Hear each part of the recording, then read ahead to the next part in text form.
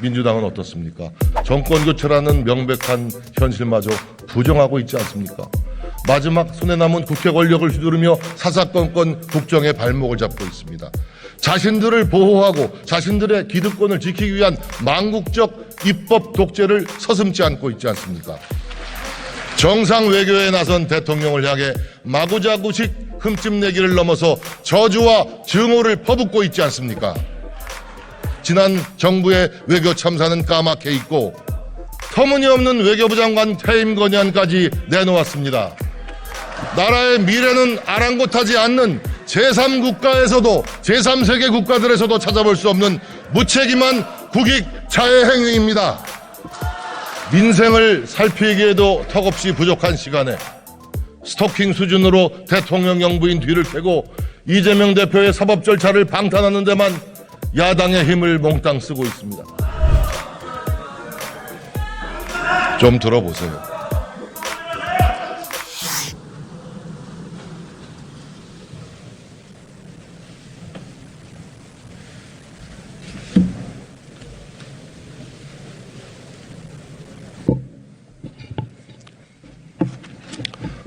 네, 존경하는 국민 여러분, 김진표 국회의장님과 동료 의원 여러분, 한덕수 국무총리님과 국무위원 여러분, 국민의힘 비상대책위원장 정진석입니다.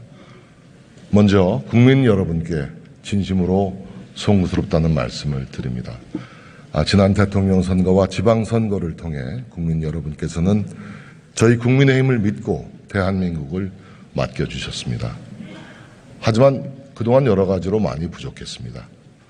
기울어진 의회 권력의 난맥을 탓하기에 앞서 집권여당 비상대책위원장으로서 저희들의 부족함을 솔직하게 고백하고 송구스럽다는 말씀을 드립니다. 새로운 각오로 새롭게 변하겠습니다. 더욱 낮은 자세로 국민의 뜻을 살피겠습니다. 이번 정기국회가 민생 회복과 정치 복원의 출발점이 될 수 있도록 국민의힘이 앞장서서 뛰겠습니다.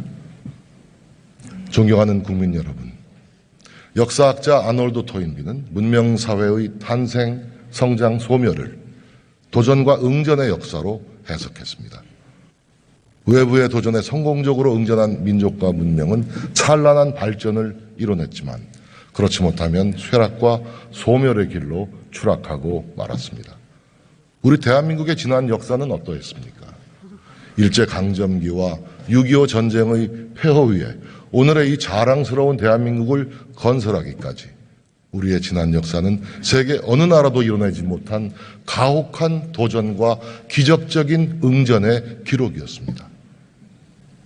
머리를 잘라 가발을 수출해서 먹고 살던 가난한 나라가 지금은 자동차 생산 세계 5위 자리를 지키고 있고 스마트폰, 반도체, 가전제품들로 세계 시장을 지배하고 있습니다. BTS를 비롯한 K-팝은 압도적 아우라로 세계인의 눈과 귀를 사로잡고 있고 기생충, 미나리, 오징어 게임과 같은 K-컨텐츠들은 놀라운 속도로 우리의 문화 영토를 확장하고 있습니다. 우리 대한민국은 역사의 도전에 슬기롭게 응전하는 것이 얼마나 위대한 성취로 이어지는지를 입증해온 참으로 강하고 위대한 나라입니다. 그런데 지금 우리가 서 있는 현실은 어떻습니까? 눈을 조금만 밖으로 돌려보면 너무나 위태롭고 불안하기만 합니다. 지금 인류 사회는 한 번도 경험하지 못했던 전혀 다른 차원의 위기와 도전에 직면해 있습니다. 코로나 팬데믹은 인류가 살아가는 생활의 공식을 근본부터 흔들어 놓았습니다. 러시아의 우크라이나 침공과 미중 패권 경쟁 가속으로 세계 질서는 불안한 재편기로 접어들고 있습니다. 전통적 안보 질서의 형상이 변화하고 있고 오랜 기간 다져왔던 국제 경제의 밸류체인도 여기저기 파열음을 내고 있습니다. 바야흐로 문명사적 재편기가 눈앞에 와 있는 것입니다. 그런데 지금 우리의 현주소는 과연 어떻습니까?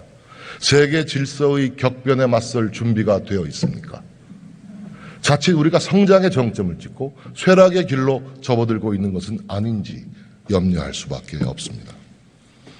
우리의 산업의 국제 경쟁력은 갈수록 약화되고 있습니다. 산업 구조 조정과 노동시장 개혁의 지연, 낡은 정치와 행정이 부른 규제의 족쇄는 미래 산업이 성장할 터전마저 앗아가고 있습니다. 인구 절벽과 지방 소멸의 위험은 더 이상 방관할 수 없는 현실로 다가왔습니다. 경제적 불평등의 심화와 부족한 사회 안전망은 국력 낭비를 부르는 갈등과 분열의 씨앗이 되었습니다. 모자란 일자리와 바닥을 드러낸 사회보험은 세대전쟁을 촉발하는 방아쇠가 되고 말았습니다. 이처럼 1분 1초가 급박한 상황인데 우리 정치의 모습 어떻습니까? 구한말 우리는 국제질서 급변에 눈과 귀를 막고 세계사적 흐름을 거역했던 결과로 치욕적인 식민지배를 겪어야 했습니다. 그 망국의 길을 지금 우리 정치가 반복하고 있지는 않습니까? 여야 동료 의원 여러분께 진심으로 호소합니다. 우리 스스로 거울을 한번 들여다봅시다. 저는 지금 우리 모습이 참으로 부끄럽다고 생각합니다. 우리에게는 더 이상 지체할 시간이 없습니다. 세계 질서 재편이라는 거대한 도전에 맞서서 대한민국을 새로운 응전 체제로 대전환해야 합니다. 새 정부 첫 정기국부터 우리끼리의 전쟁터로 만든다면 외부의 도전에 맞설 제대로 된 응전태세를 갖출 수 없다고 생각합니다. 이번 정기국회를 세계사적 도전에 맞서는 대한민국의 첫 응전대책회의로 만듭시다. 저는 그것이 지금 우리에게 주어진 국민의 준엄한 명령이라고 믿습니다. 여러분, 지금 국민들 하루하루가 너무나 힘겹습니다. 물가 천정부지로 치솟고 있습니다. 좋은 일자리 턱없이 부족합니다. 경제의 활력도 여간에서 살아나지 못하고 있습니다. 지난 5월 윤석열 정부가 출범한 후 민생과 경제를 살리기 위해 온 힘을 쏟고 있지만 잃어버린 5년의 그림자가 너무 어둡고 짙은 게 사실입니다. 무엇보다 지난 문재인 정부 5년 동안은 과도하게 늘려놓은 규제와 세금으로 민간의 활력이 크게 떨어져 있습니다. 2011년부터 2016년까지 민간 부문의 성장 기여율은 79.1%에 달했는데 문재인 정부 5년 동안 58.7%로 급락하고 말았습니다. 성장 잠재력 3%대에서 2%대로 추락했습니다. 막무가내 탈원전을 추진하며 전기요금까지 왜곡한 결과 에너지 시장 전반에 막대한 부담이 발생하고 있습니다. 국가 채무를 급격하게 늘려놓은 결과 재정을 효율적으로 쓰기도 어려운 상황입니다. 한미 동맹이 약화되고 한일 관계가 악화되면서 우리의 외교적 입지도 현저하게 줄어들었습니다. 윤석열 정부와 국민의힘의 국정 전환은 결국 이러한 잘못을 바로잡는 데서 출발할 수밖에 없습니다. 국민의힘은 결코 지난 5년의 실패를 되풀이할 생각이 없습니다. 우리 국민들께서는 5년 만에 정권 교체, 4년 만에 압도적 지방 권력 교체로 국민의 뜻이 어디 있는지를 분명히 보여주셨습니다. 반성 없는 내로남불 정부를 심판하고 궤도를 이탈하여 퇴행하고 있는 대한민국을 제자리로 돌려놓으라는 것이 바로 국민의 준엄한 명령이었습니다.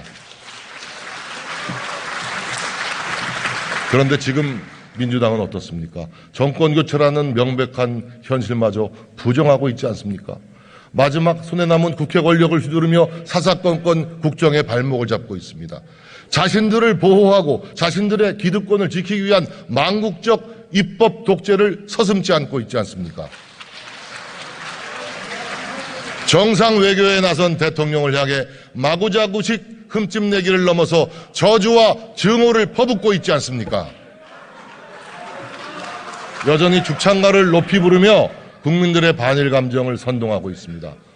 혼밥 외교에 순방 기자단 폭행까지 당했던 지난 정부의 외교 참사는 까맣게 있고 터무니없는 외교부 장관 퇴임 건의안까지 내놓았습니다. 나라의 미래는 아랑곳하지 않는 제3국가에서도 제3세계 국가들에서도 찾아볼 수 없는 무책임한 국익 자해 행위입니다. 지난 정부가 이명박 정부, 박근혜 정부의 잘못에 대해 얼마나 가혹했는지 국민들 모두 기억하고 있습니다. 그랬던 민주당이 지금은 검수완박에 감사완박까지 밀어붙이면서 자신들의 적폐를 덮는 일에 골몰하고 있습니다. 정치의 사법화보다 훨씬 더 나쁜 사법의 정치화로 삼권 분립을 무너뜨리고 대한민국의 헌법과 자유민주주의 기본 질서에 도전하고 있는 것입니다. 민생을 살피기에도 턱없이 부족한 시간에 스토킹 수준으로 대통령 영부인 뒤를 캐고 이재명 대표의 사법 절차를 방탄하는 데만 야당의 힘을 몽땅 쓰고 있습니다. 제가 기억하는 과거의 민주당은 결코 이런 모습이 아니었습니다. 1998년 김대중 대통령은 지지층의 거센 반대에도 불구하고 일본 대중문화 개방이라는 용단을 내렸습니다. 이는 노무현 대통령 시절에도 계속 이어져서 좀 들어보세요. 2004년에는 서울 장충체육관과 부산 사직체육관에서 일본의 국기인 스모 경기가 펼쳐지기도 했습니다. 그때도 진보 진영은 반일 감정을 부추기며 우리 문화가 일본에 잠식될 것이라고 주장했습니다. 하지만 24년이 지난 지금 오히려 K-팝, K-드라마를 비롯한 우리 대중문화가 일본을 뒤덮고 있습니다. 이틀 전 일본 아베 전 총리 국장을 마친 후 아베 전 총리 부인 아키에 여사는 한덕수 총리가 위로의 뜻을 전하자 또렷한 한국말로 한국에 가고 싶습니다 라고 말했습니다. 우리 문화가 그만큼 깊숙이 일본에 들어가 있는 것입니다. 노무현 대통령은 진보단체들의 극렬한 반발에도 과감하게 한미 FTA를 추진했고 이라크 파병, 제주 해군기지 건설을 이르기까지 국익을 위한 지도자의 용기 있는 결단을 보여주었습니다. 김대중 대통령은 임기 동안 세 아들을 모두 검찰 조사를 받았지만 단 한 번도 사법을 정치의 영역에 끌어들이지 않았습니다. 지금 민주당을 보시면서 김대중 대통령, 노무현 대통령께서 과연 무슨 생각을 하시겠습니까? 민주당 의원님 여러분, 가슴에 손을 얹고 한번 생각해 보십시오. 대장동 사건, 백현동 사건, 성남FC, 변호사비 대납, 애당초 우리 당에서 처음 내놓은 사건은 하나도 없습니다. 이 모두가 민주당의 당내 경선 과정에서 제기됐던 문제들이고 거대한 권력 카르텔에 의해 벌어진 사건들입니다.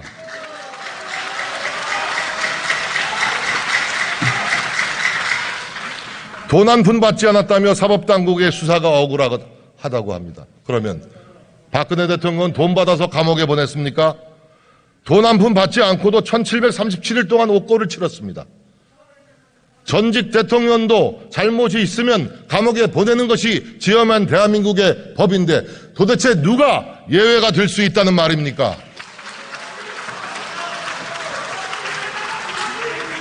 사법을 정치에 끌어들여 이를 막으려 든다면 국민들께서 결코 용납하시지 않을 것입니다. 마찬가지로 검찰이 정치적 목적의 수사를 펼친다면 이 또한 국민들께서 방관하시지 않을 거라고 생각합니다. 이제 사법의 영역은 사법에 맡겨놓고 국회는 국회의 일에 집중하십시다. 민생을 살리고 경제를 일으키는 일에 우리의 온 힘을 쏟아 부어야 합니다. 그것이 대한민국과 국민들을 위한 길이며 동시에 민주당을 위한 길임을 명심하시기 바랍니다.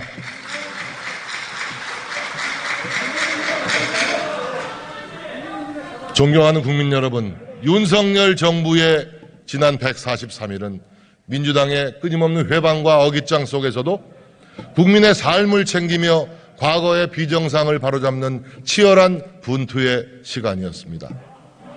정부 출범 이후 민생 안정 대책만 9차례 발표했고 대통령이 직접 현장에서 주재하는 비상경제 민생회의를 7월 이후에만 8차례 열었습니다.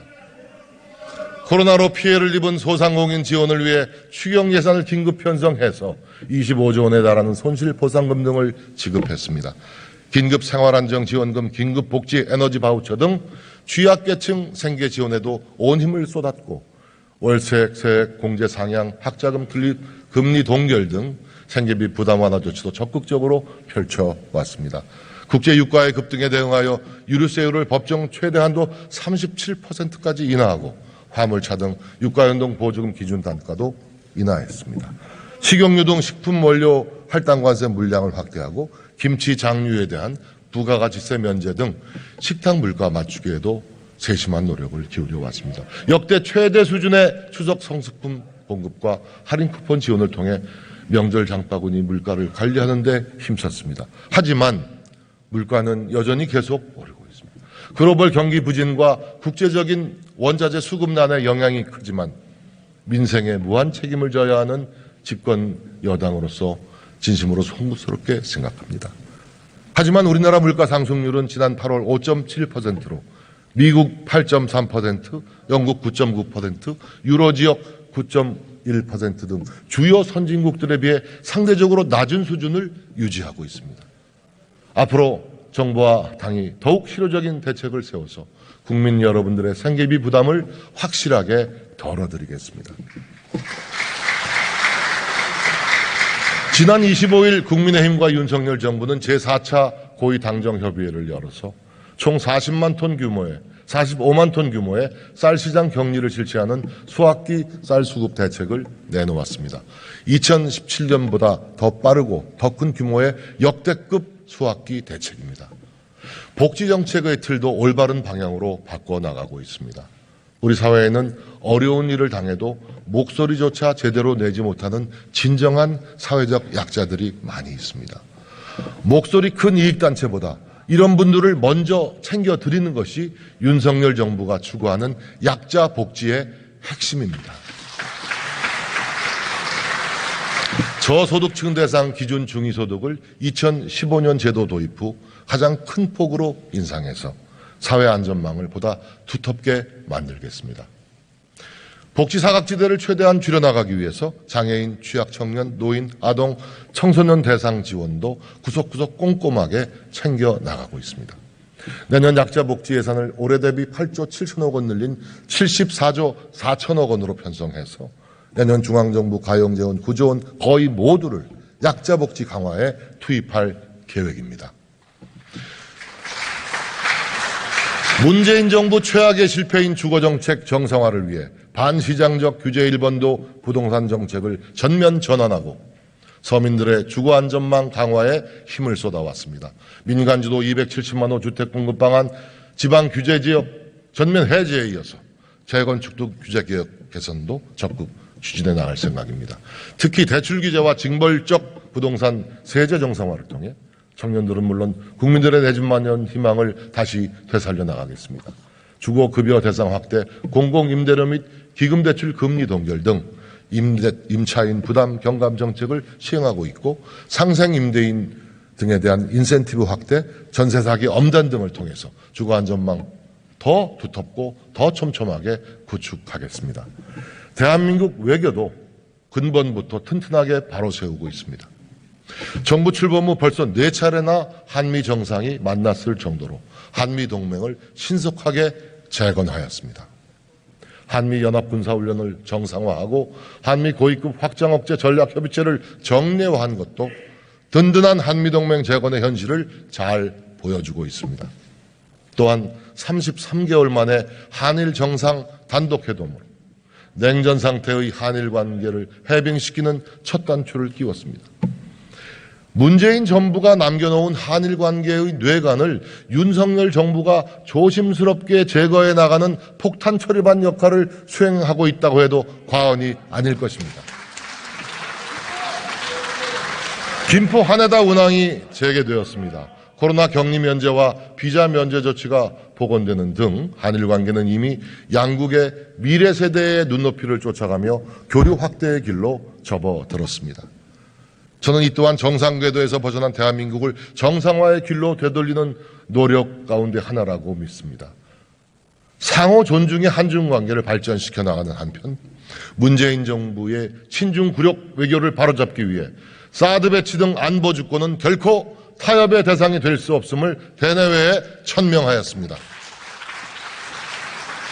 국민의 안전과 생명을 지키는 안보에 관한 한 한치의 흔들림 없이 우리의 원칙과 기준을 끝까지 지켜낼 것입니다. 순방 외교를 통한 원전 및 방산 수출, 기업 투자 유치도 역대 어느 정부보다 알찬 성과를 거두고 있습니다. 바로 지난 미국 순방을 통해 반도체, 전기차 등 첨단 산업 분야 7개 글로벌 기업으로부터 총 11억 5천만 달러, 약 1조 6천억 원의 투자를 유치해냈습니다. 이는 2002년 이후 대통령 순방에서 유치한 신고 금액으로는 역대 최고 규모입니다. 미국 벤처캐피털 3개사와 2억 2천만 달러 규모의 한미 글로벌 벤처펀드 MOU를 체결했고 40여 개 우수 스타트업 대상으로 투자 설명회를 열어서 총 1억 달러 규모의 투자 유치도 기대되고 있습니다. 지난 7월 나토 정상회의에서는 방산 수출의 새로운 지평을 열었습니다. 우리 방산 기업들이 폴란드와 K2전차, K9 자주포, FA-50 경공격기 등 사상 최대 규모의 무기 수출을 달성해냈습니다. 지난 8월 호주와의 양국 국방부 장관 회담을 통해 K9 자주포 현지 생산 등 방산 협력을 확대하기로 했습니다. 호주 장갑차 수출과 노르웨이 K2 전차 수출도 추진 중에 있습니다. 원전 산업을 강력한 수출 산업으로 육성하기 위해 나토 정상회의 등에서 적극적인 세일즈 외교를 펼쳐왔고 빠른 시일 내에 가시적 성과를 기대하고 있습니다.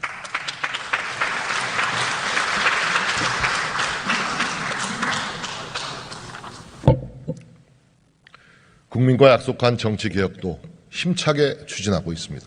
청와대를 국민 품에 돌려드리고 용산 시대를 열어 국민 곁으로 가까이 다가섰습니다. 아침마다 대통령이 직접 기자들을 만나는 도어 스태핑으로 새로운 소통 문화를 정착시켜 나가고 있습니다. 단순히 대통령의 공간을 옮긴 차원을 넘어서 제왕적 권위주의에서 벗어나지 못했던 과거 대한민국의 대통령 문화를 획기적으로 전환한 것입니다. 대통령실을 과감하게 축소하고 민정수석실을 폐지해서 권력의 잘못된 집중도 막아나가고 있습니다. 추석 전후에 대통령 비서실의 대대적인 인사 개편을 통해서 조금이라도 문제가 생기면 신속하게 고쳐나가겠다는 대통령의 강력한 의지도 보여주었습니다. 그런데 지금 대한민국에서는 있어서도 안 되고 있을 수도 없는 일이 벌어지고 있습니다. 누구보다 공정하고 객관적이어야 할 언론이 가짜 뉴스로 대통령을 흠집내고 국익을 훼손하는 일에 앞장서고 있습니다. 대통령은 치열한 외교 전쟁터에서 나라의 미래를 걸고 분투하고 있는데 다른 나라도 아닌 우리나라 언론사가 국기문란 보도를 자행하고 있지 않습니까?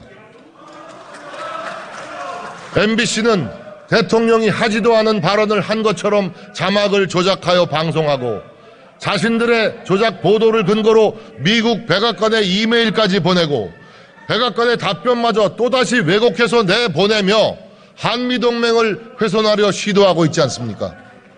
대한민국 언론이 맞는지 묻고 싶습니다. 저 역시 오랫동안 언론에 몸을 담았지만 언론의 기본 윤리와 애국심마저 내팽겨친 망국적 행태가 아닐 수 없습니다. 지금이라도 MBC는 잘못된 보도를 바로잡고 국민 앞에 섰고 대조해야 합니다. 대통령 발언에 없는 미국을 괄호까지 넣어 추가하고 아무리 들어도 찾을 길 없는 바이든을 자막으로 넣은 경위를 명명백백히 밝혀주시기 바랍니다. 책임자를 찾아 엄중히 처벌하고 이러한 사태가 재발하지 않도록 언론 윤리를 새롭게 세울 대책을 내놓아야 할 것입니다. 만약 스스로 잘못을 바로잡지 못한다면 정치적, 사법적 책임을 져야 하는 것은 물론 국민적 심판을 면하기 어려울 것입니다.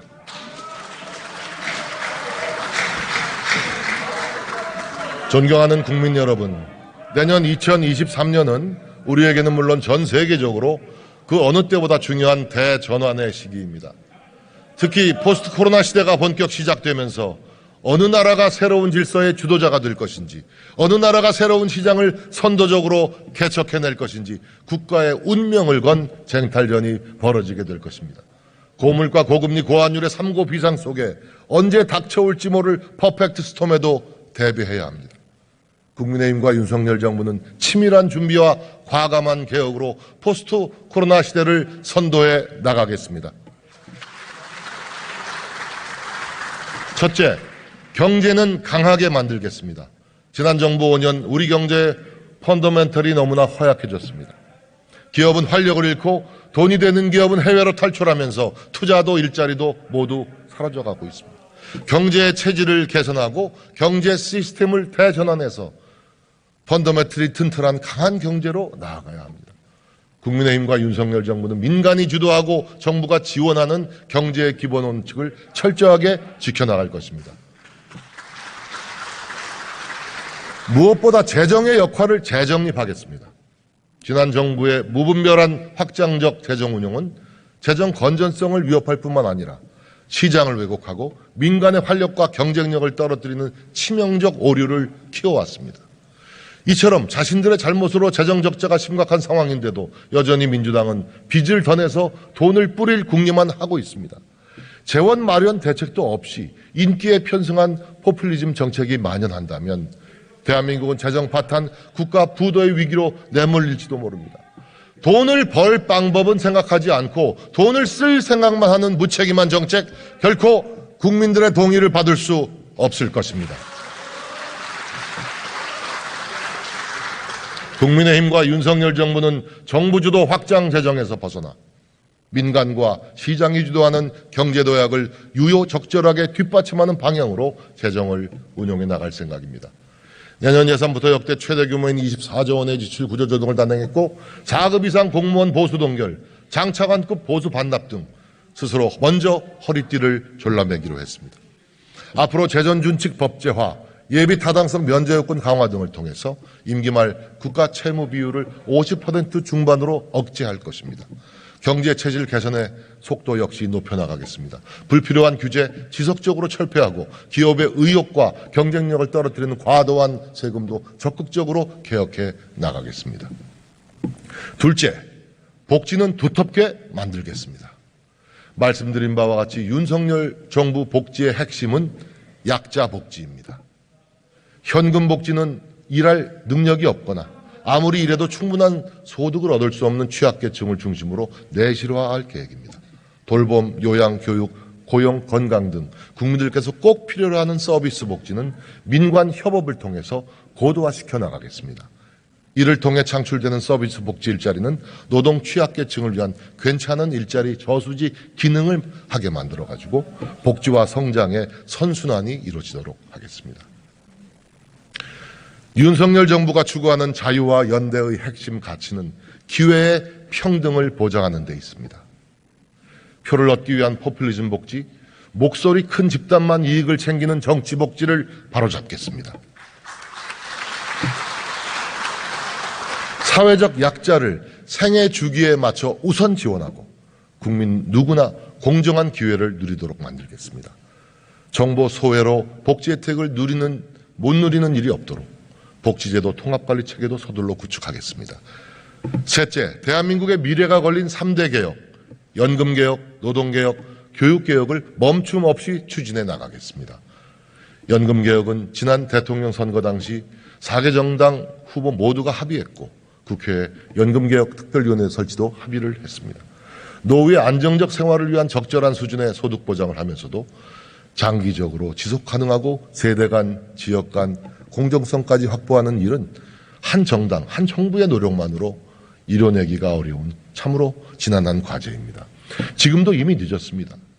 더 이상 늦출 수도 없습니다. 여야는 물론 각계 전문가의 폭넓은 참여 속에 범국민적인 의견수렴 과정을 조속히 시작하겠습니다. 노동개혁은 산업구조 조정의 선결 과제이면서 미래 세대의 일자리가 걸린 국가적 과제입니다. 산업화 시대의 패러다임에 머물러 있는 우리 노동시장의 고질적인 이중구조를 해체하지 않고서는 좋은 청년 일자리 창출은 꿈도 꾸기 힘들고 지속가능한 성장을 기대하기는 더더욱 어려울 것입니다. 더 이상 목소리 큰 귀족노조의 기득권 지키기에 우리 노동시장을 방치할 수 없습니다. 민주당이 끝내 민주노총의 편에 서겠다면 우리 국민의힘은 목소리 낮고 힘없는 보통의 노동자들 편에 서겠습니다.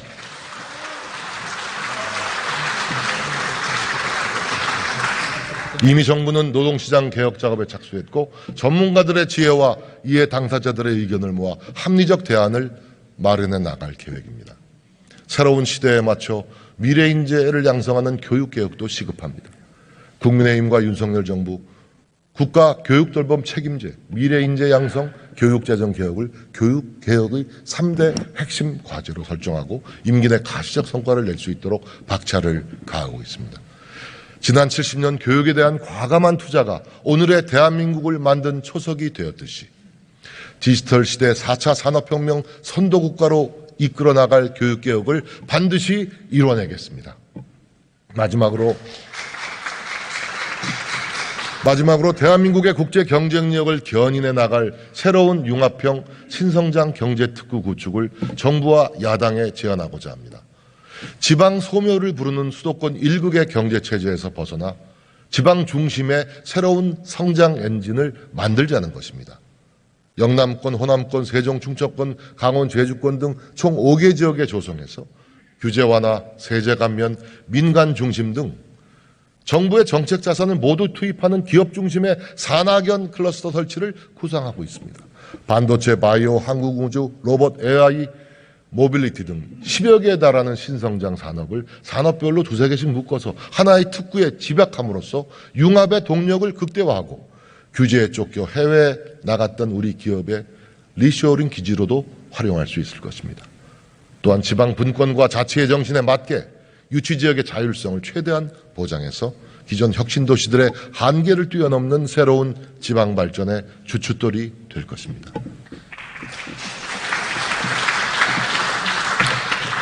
존경하는 국민 여러분께서 정권은 바꿔주셨지만 국회는 앞으로도 2년 가까이 극단적 여소야대 상황이 유지될 수밖에 없습니다.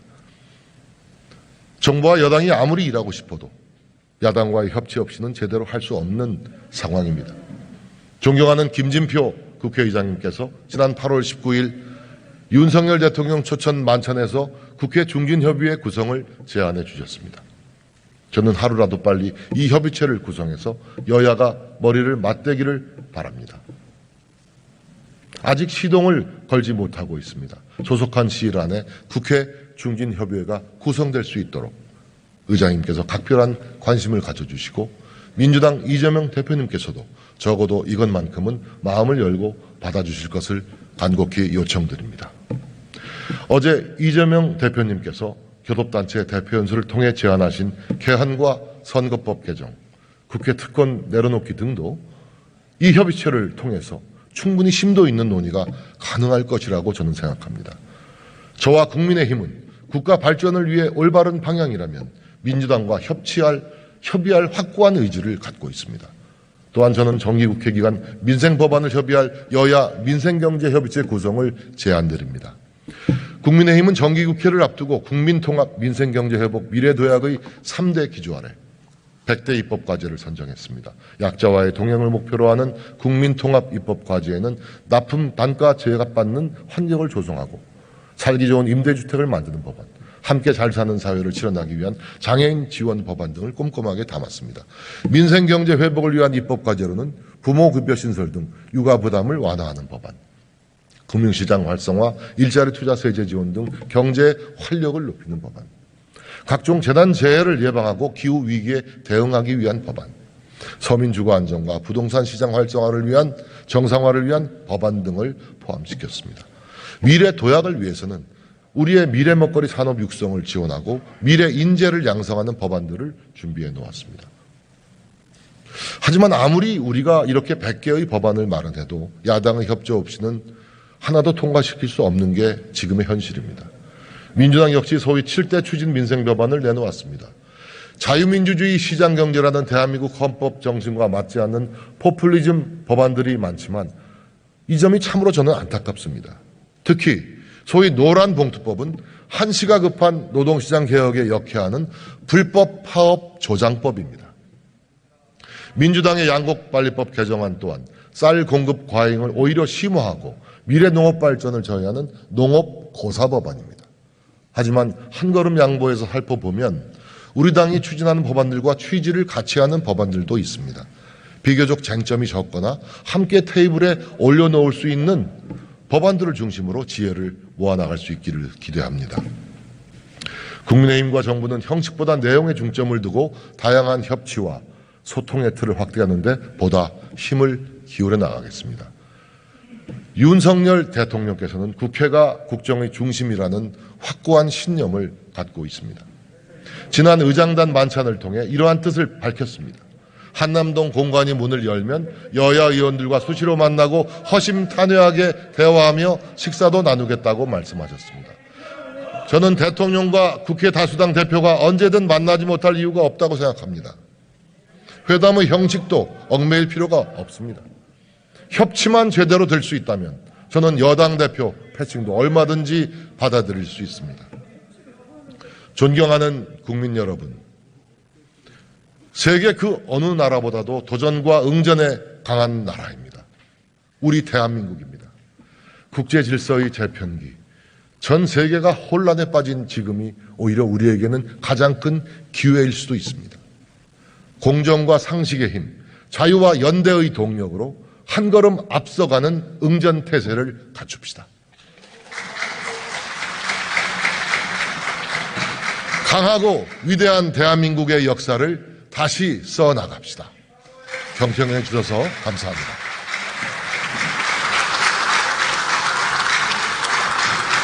정진석 위원장 수고하셨습니다.